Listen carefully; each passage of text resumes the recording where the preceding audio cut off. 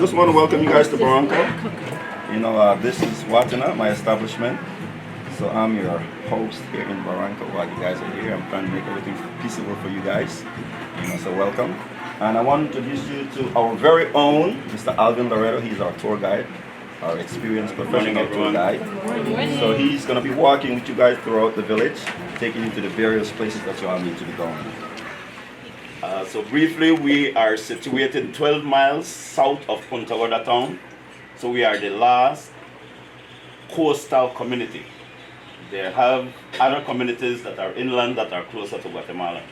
So in Belize, in Toledo, which is the southernmost district, Barranco is the only Garifuna village. Along the road, we're about 28 miles from Punta Gorda town. And so you guys came off that nice highway and into that dirt road for about 18 miles thereabout. Right?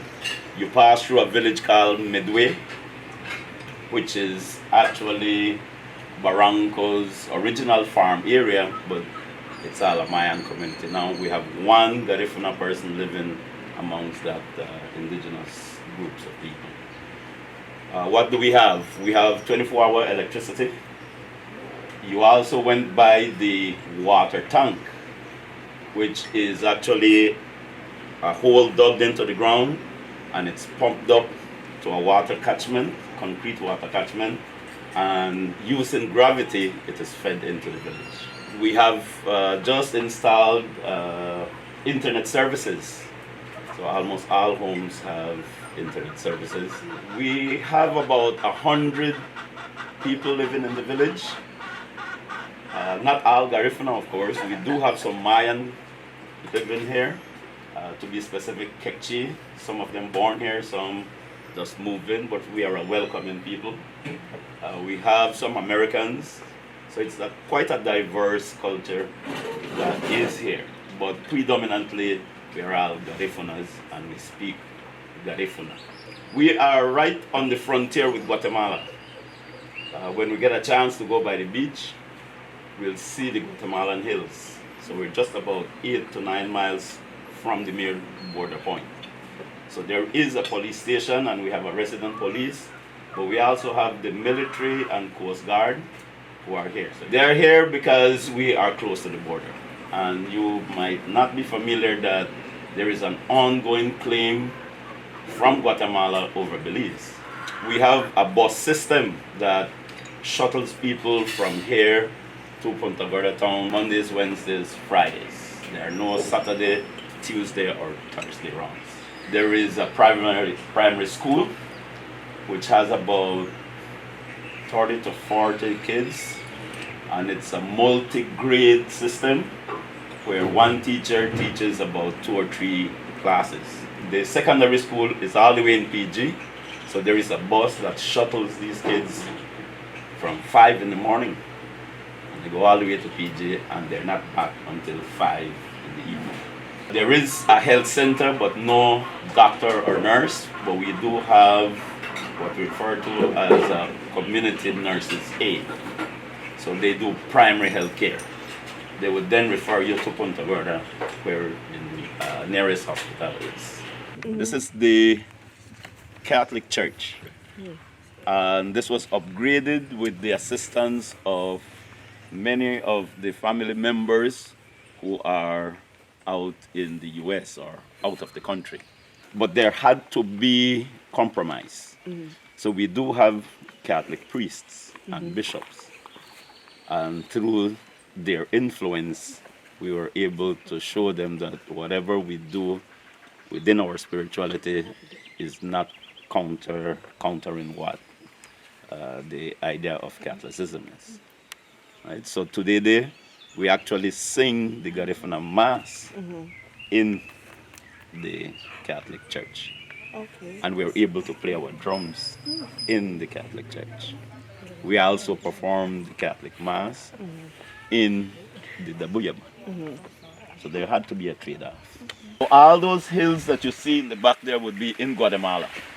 So Barranco's name initially was Red Cliff. You have Green Cliff because of the vegetation that has grown up there. You be able to see a portion of the cliff that is red, because we are rarely seated on two little hills. And between Punta Gorda and the border, this is the highest land. Hence, it was what the guy who first came to live here saw, and then he said, well, that might be a good fishing ground. One of our challenges, if we turn around and look, the erosion issue. You can see all the mangroves just toppling over. And we have asked the authorities to come and make a study of why that is, but they too are puzzled because it's happening throughout the entire coastline of Belize.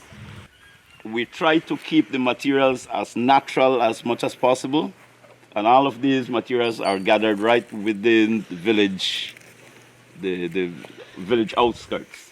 Let's give Mr. Caetano a hearty applause, and he's going to tell us what happens in this place. This is Marcelo Caetano's Dabuyaba Complex.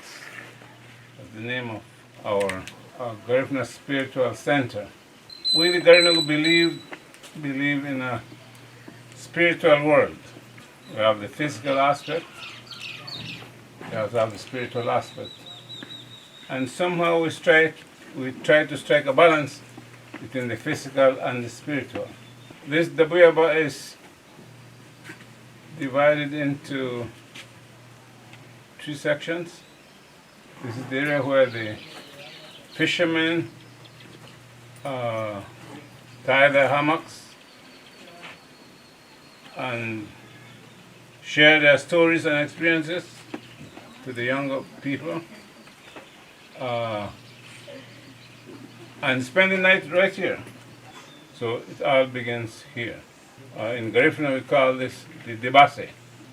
Then we have the center over there where much of the dancing takes place, the drumming takes place, and further to the west are 2 rooms.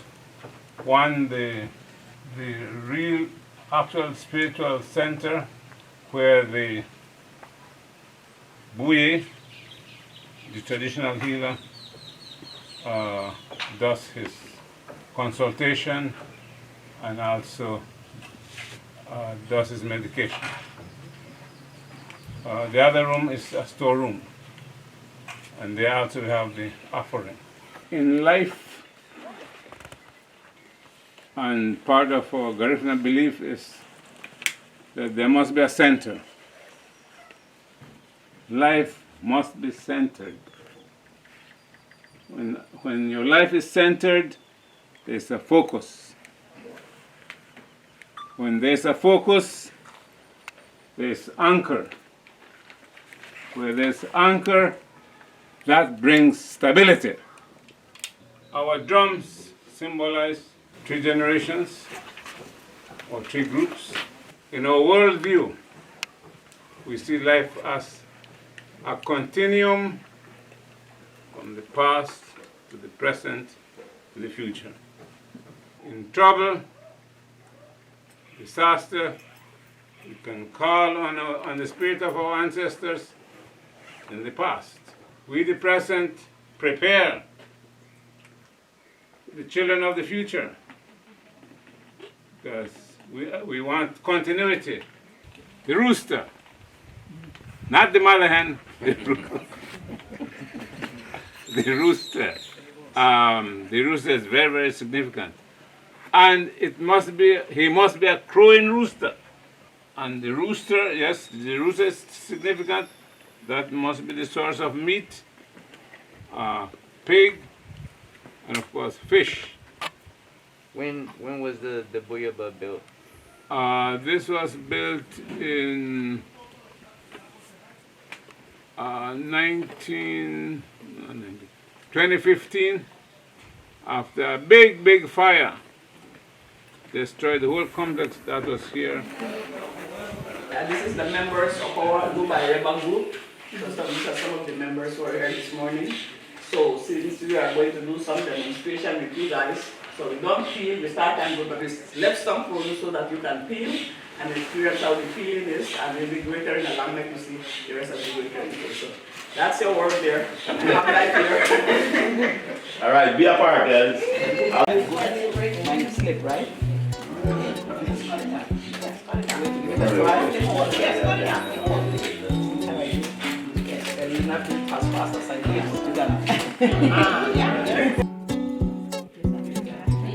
En voyageant loin de mes racines, je viens chanter les couleurs.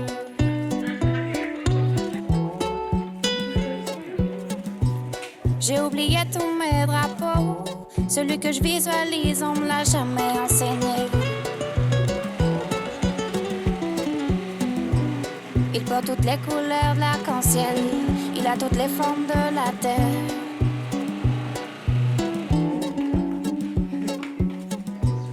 Cachif, l'univers nous a connectés pour faire partie de ce mouvement d'unité. Ici au Belize, on fusionne les cultures pour les faire évoluer, transcender. Pour transmettre que le blanc et le noir sont unis, peu importe nos différents langages.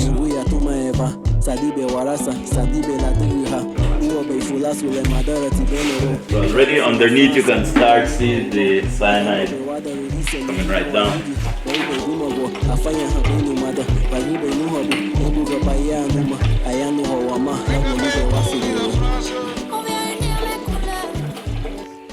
This is the signboard where that information is placed here. So as people walk by, they can read that information of activities that would take place at the community center. Let's welcome Dr. Joseph Palacio, and he's going to share a few things. I am from the village. I grew up in the original offspring of the original teacher. I grew up in several villages in Toledo, as well as outside of Toledo.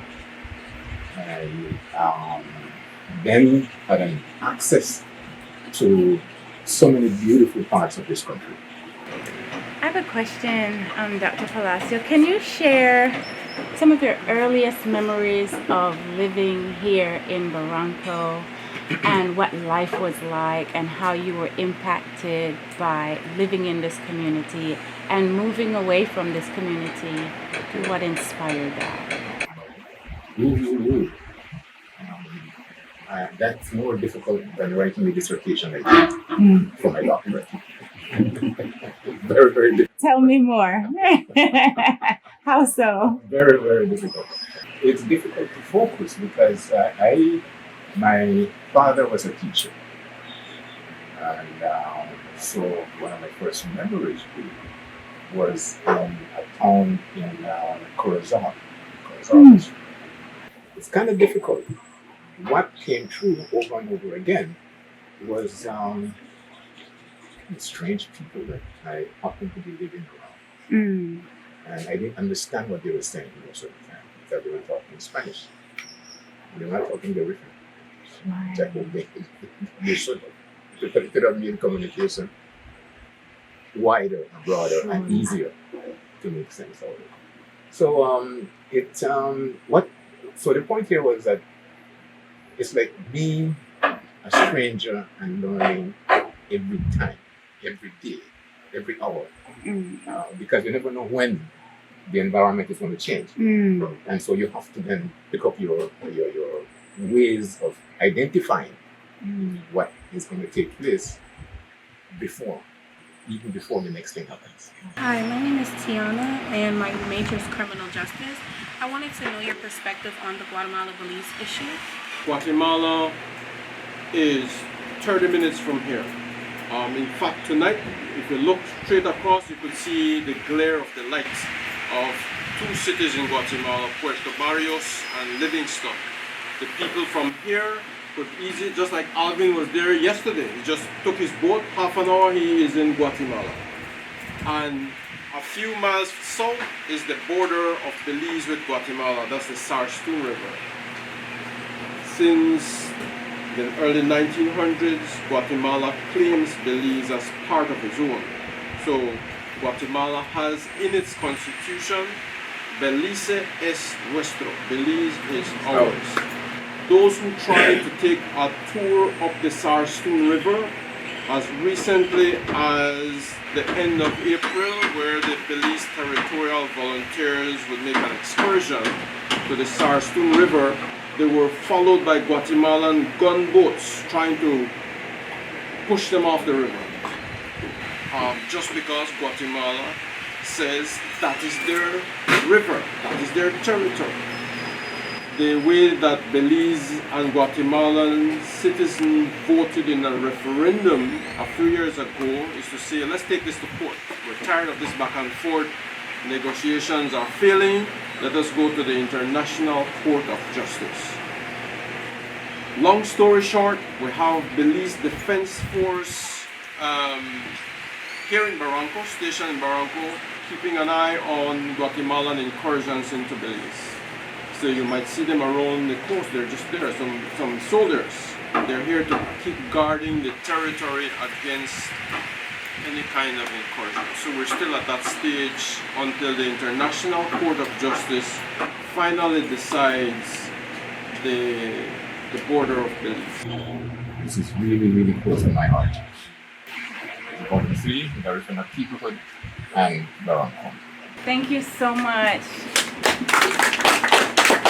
How has the Catholic religion influenced those who choose to practice Catholicism and Garifuna spirituality? Oh, it's basically through our rituals. In the Degu, you have the shaman, and the buye is like the high priest. And then he has Onagale, the messengers who deliver the message. And then you have the drummers, then you have the choir members. As they sing and drum, the medium, the spirits respond as they dance and sway to the rhythm of the drums. Garifuna is a loving, Garifuna is a kind and merciful person. As she reach out in love to those around him, around her. Do you believe that members of the community have an obligation to their community or their religion? I like the question. We cannot separate the religion from the community, and we must not separate. I see the religion and the community as an integral part, and one depends on the other. So in embracing the religion, we also embrace the community. In embracing the community, we embrace the religion. And hopefully, it's the positive aspect of the religion that the community will embrace. What advice would you give someone who is searching for their ancestral roots but feels conflicted due to religious obligation? Well, that person needs to decide his or her mind. The advice would be, there are usually two things there. There's fear, there's also doubt. Call on Father God to help erase fear and doubt and pursue the search with faith and confidence.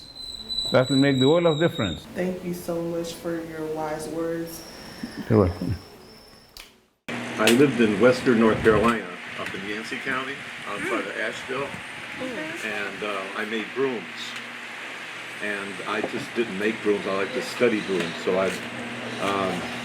in '84, I went to Jamaica and got off the plane and into a taxi cab and said, take me to a broom maker, which we did find a broom maker. And the next year I went to Europe and went to Hungary did brooms there. And I came back and I just decided I had some money and some time and I wanted to go somewhere else, and I couldn't figure out where to go. Because I didn't want to go to any foreign languages. Hungarian was enough. It's Finno-Ugric language. Ugh. And so I went to a travel agency and said, how much does it cost to go to Trinidad? I figured that's a big enough island. And it was too much money. And so I said, how much to Belize while I was sitting there, and because I knew it was English speaking. So that's how I decided to come to Belize. And I ended up learning to make a baisawa, which is a broom that's used in the baking of cassava bread. But a couple of things I'd like to talk about with you. Are any of you Gullahs? Or speak Gullah at all? Know about it. Know about it. Well, there's a word in Gullah that's used here in this country, and it's bakra. Yeah. You probably all know what bakras are. No? You do? I've heard the word. Okay, bakra is a term for a white person, and the question is... Oh, well, yeah, bakra. yeah, okay.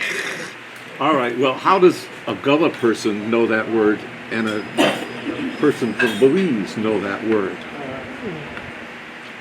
And the thing is that my understanding of it anyways is that in Africa, on the coast of Africa, when the people were brought in to become slaves in the New World, they were all put together and they were from various groups of people that spoke various different languages.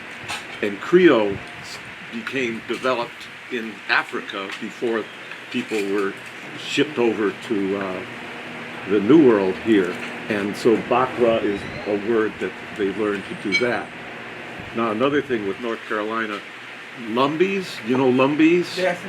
Lumbies are similar to Garnifinas in the sense that they're a mixed group of Black and Native Americans. What are there any type of like pennants that they use, like for Oh, to weave with? Yes. In the United States, you buy material that is called reed or cane that is used to make baskets with, and that comes from a genus of it's a calamus, and it's a type of palm tree that looks like a vine because it grows hundreds of feet long. In Belize, we have a desmoncus, which is very similar to a calamus that is used to make the rabumas, this one there and that one up there, and most baskets are made out of that material. It's called bayal in Spanish or kitchi, and in Garnifana it's called, gomere. Yes, gomere. I think you have mental problems here. I think schizophrenia is, I've known a number of schizophrenic people here. You have that there. You have much better services in the States to deal with that. It's also surprising how bad it is, though. There is some psychiatric services that are available here in Belize. Suicide, I think, is not thought of too highly here, and I don't know that. I know people when they think, did someone kill themselves? It's like, oh my God! It's sort of like an unusual thing if that would be the case in it. And then I think some of that is thought of as being problems with the ancestors, that you can solve some of those, what we think of as mental or psychiatric problems with having a dugu or chugu. There's that great guy. This was where he was laid to rest. So there has been a conscious effort in trying to, one, keep the cemetery nice and clean, but much more trying to continue promoting the work of Andy Palacio. So this guy in 2017 took the Garifuna music to the rest of the world. He made a world tour.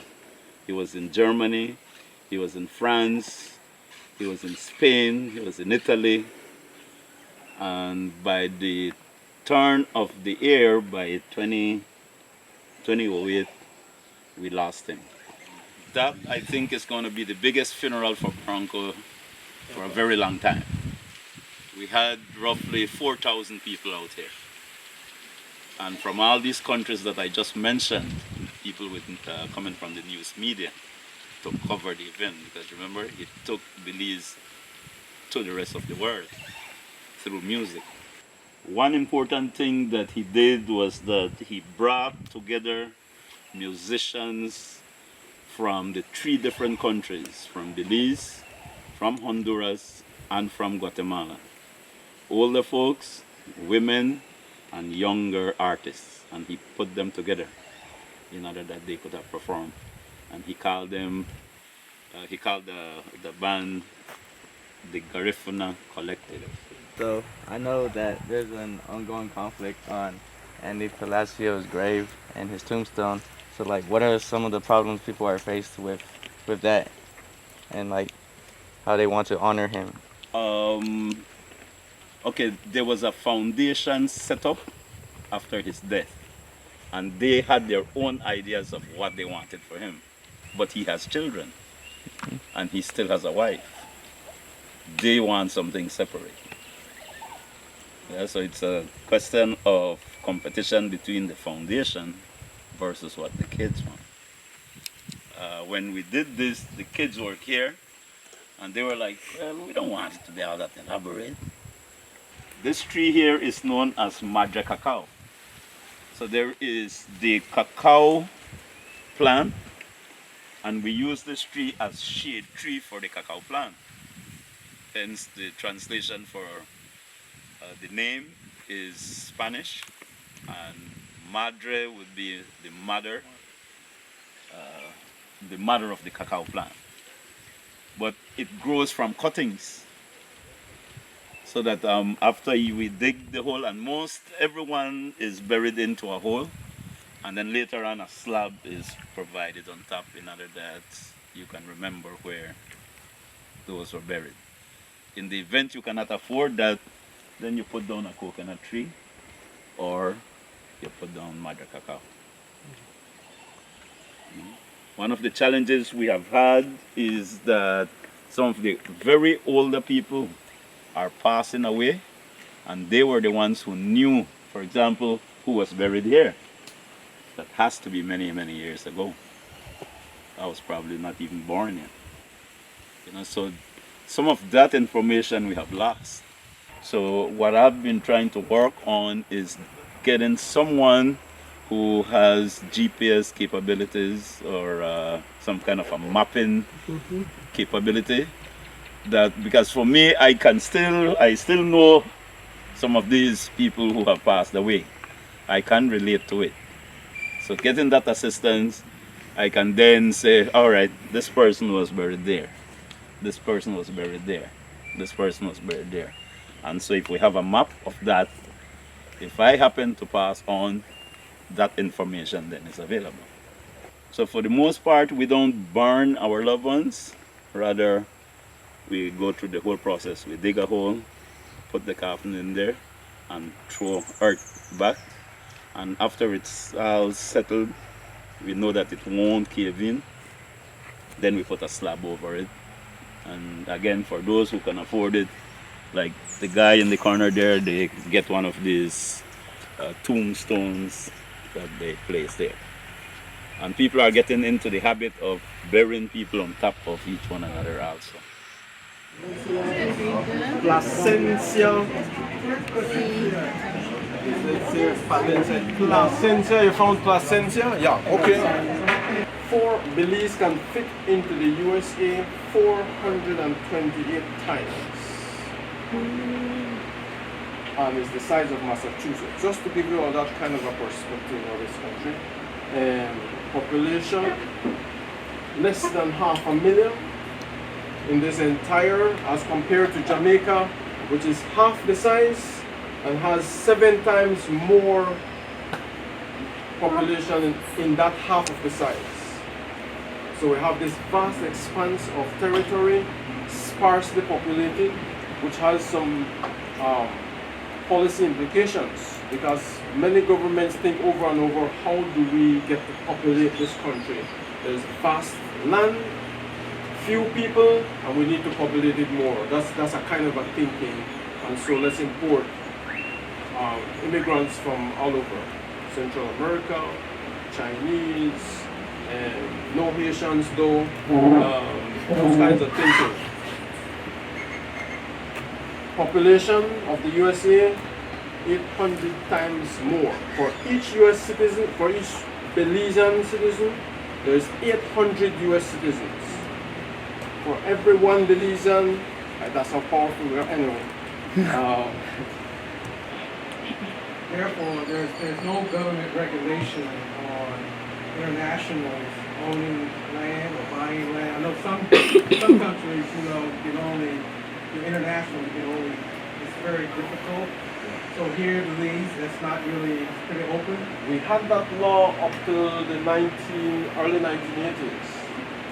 But the US government, in a way, pressured the Belize government to open its market. Belize, when it got its independence, was in dire economic straits and needed loans. The world was going through a crisis. And the US government said, well, if you're going to give the loans and assistance, you have to change some of your archaic laws, one of which is you have to open up the market for your land to be able to have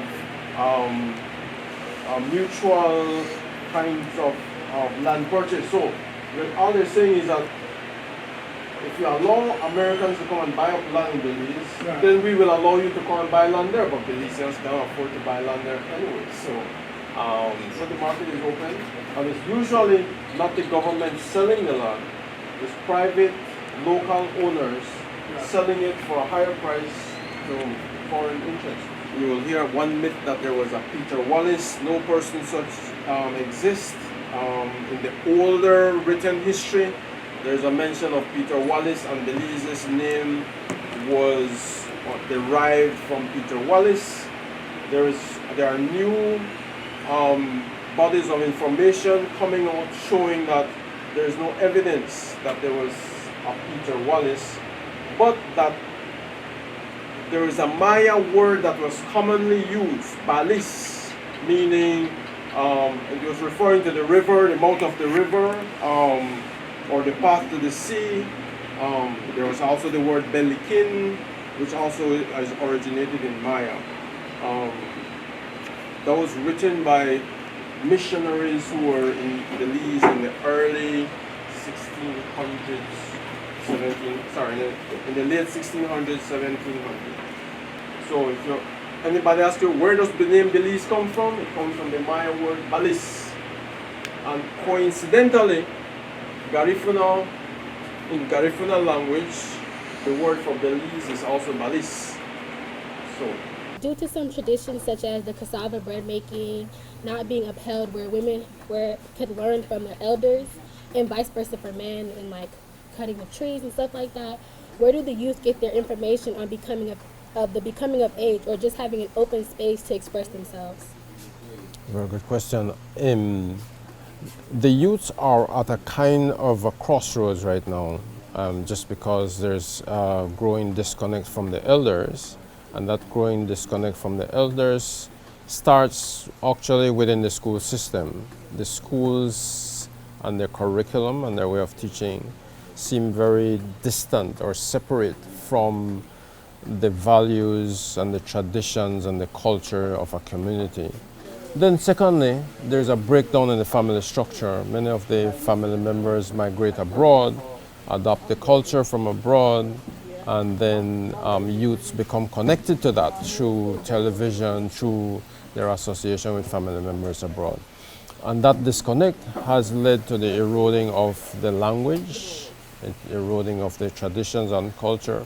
But in terms of as I mentioned before, the language, there is a decline each generation. And if the future of a language is determined by the women and how they nurture the language from the womb, then I would say Garifuna language is on a decline. the preference towards other languages. I think it's modern culture that youths are attached to through television and through their relations with their families abroad. Here in the Belize community, it is such a tight-knit community, and it's a wonderful thing which we often as Americans don't get to see. So my question for you is, how can someone who is not part of the community of Belize and such one here as Barranco be able to give back and help change a lot of the economic problems that are here right now? Well, the question would be also, why would you want to give back? What would be the motivation to give back? And so a lot of times when people try to give back, sometimes it comes with strings attached. We're trying to derive some kind of favors back. So the intention to give back has to be examined by the individual who is giving back, whatever give back means. But yes, a lot of communities could do with so much assistance, but the thing is for them to define what is that assistance rather than the giver defining what is the assistance that is supposed to be given. So it's for the community to define what are their needs, what are their priorities, and then trying to figure out how you could fit into supporting them to be able to achieve their own kinds of goals for their own life. She'll be doing a little show for you tonight, so enjoy the music and Ramajama with us.